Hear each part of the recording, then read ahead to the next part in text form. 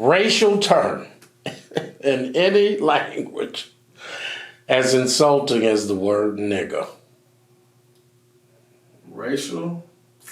I don't think so. I think that's probably that's the worst word racially, I feel like, that you can say. Other races. So if the N-word was an athlete, who would it be? If the N-word was an athlete, as far as being the baddest motherfucker on the block. It'll be it's the Tiger Woods, the LeBron James, the Michael Jordans of derogatory terms related to race.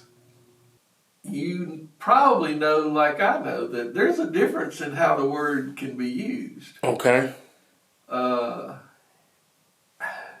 Like, the movie when Jackie Chan goes up and says, "What's up, my nigga?" The guy's like, that's a good example of he don't know no better. Right. And he really didn't mean nothing. Right. He heard it, but like, all right, so like the Moose would go in there. I remember one time with KG, because I was like, "What's up, my nigga?" And he says, "You can't say that." He said, "You have to say, 'What's up, my neighbor?'" I was like, "Okay." And then later we're playing in a hand, and he looked at me and he goes, "Nigga." That's the thing. All right, so I got this opinion. You we want while we're here, I want your opinion on it. I just keep thinking that everybody should just start calling everybody nigga. Everybody should call white people nigga, and it will become a less powerful word, you doing it that way. I see it as a term of friendship. It's just like, I think that's the way black people see it. You'd have to tell me, when they go, "Hey, nigga, what's up, nigga?" All that kind of stuff. If I say, "What's up, nigga?" That's all, I mean the same thing. And if you start saying that to me, I tell you right now, me and my buddy, when we call each other on the phone, we go, "Nigga," and he said, "Nigga." It's a term of friendship to us. Begin to understand that.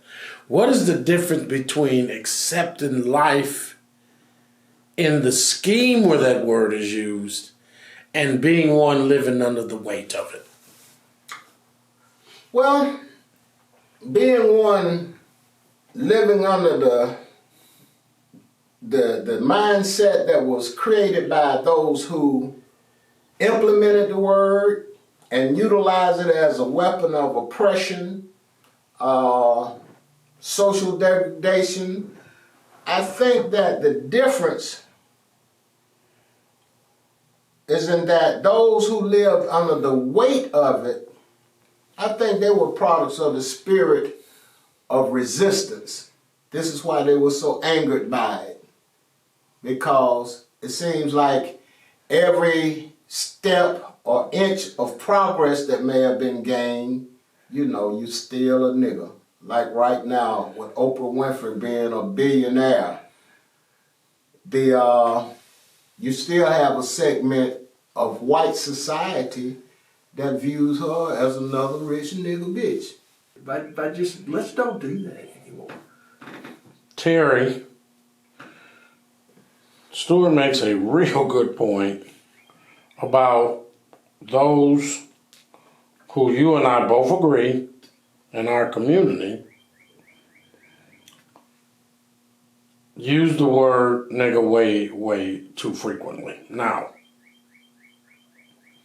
is Stuart correct when he says,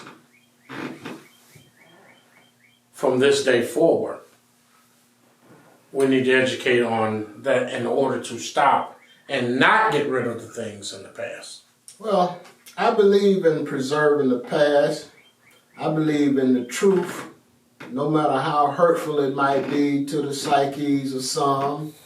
I think that the dialogue is needed, but at the same time, I think it's a bit utopian to think that if you just take the word out of rap music, that's going to be a cure-all, because the listeners, there are more young guys on street corners and such now than there are rappers, so that's going to be perpetuated. They'll be like, fuck that. nigga ain't real, you know. So how do we get rid of it? How do we get rid of it? I don't know that we need to get rid of it. That's like saying we know snakes are poison. Do we kill every snake because they're poison? Or do we learn, for those of us who are enlightened, to deal with the snake population in a way to where they don't get a chance to bite nobody? You know, because you're going to when you're talking about educating the masses, the desire to learn is usually a voluntary thing.